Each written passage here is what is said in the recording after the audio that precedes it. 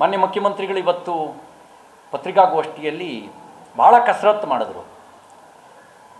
ಅವ್ರ ವಕೀಲರು ಕನ್ವಿನ್ಸ್ ಮಾಡೋಕ್ಕಾಗದೇ ಇದ್ದರೆ ಕನ್ಫ್ಯೂಸ್ ಮಾಡುವಂಥ 1 ಗಂಟೆ ಪತ್ರಿಕಾಗೋಷ್ಠಿನಲ್ಲಿ ಕನ್ಫ್ಯೂಸ್ ಮಾಡಿದ್ದೇ ಜಾಸ್ತಿ ಅವರು.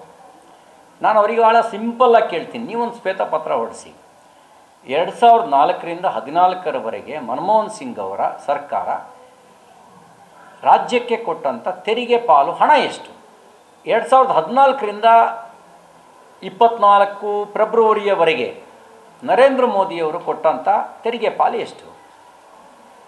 ಹಾಗೆಯೇ ಅನುದಾನ ಮತ್ತು ಸಹಾಯಧನ ಆ 10 ವರ್ಷದಲ್ಲಿ ಕೊಟ್ಟಿದ್ದೆಷ್ಟು, ಈಗ ಕೊಟ್ಟಿದ್ದೆಷ್ಟು? ನನ್ನ ಹತ್ರ ಅಂಕಿಅಂಶಗಳ ಮಾಹಿತಿ ಇದೆ.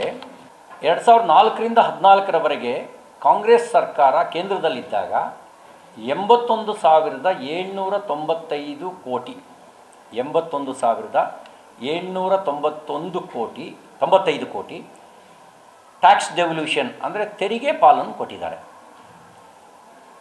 2014ರಿಂದ 23ರ ಡಿಸೆಂಬರ್ವರೆಗೆ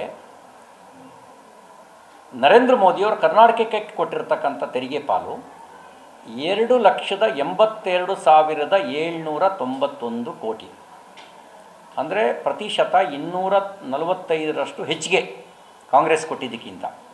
ಏನು ಗ್ರಾಂಟಿನ್ ಏರು ಅಂದರೆ ಅನುದಾನ ಮತ್ತು ಸಹಾಯಧನ 2004ರಿಂದ 2014ರವರೆಗೆ ಕಾಂಗ್ರೆಸ್ ಕೊಟ್ಟಿದ್ದು 60,779 ಕೋಟಿ. 60,779 ಕೋಟಿ. 2014ರಿಂದ 23ರವರೆಗೆ ನರೇಂದ್ರ ಮೋದಿಯವರು BJP ಸರ್ಕಾರ ಕರ್ನಾಟಕಕ್ಕೆ ಕೊಟ್ಟಿರೋದು 2,08,832 ಕೋಟಿ.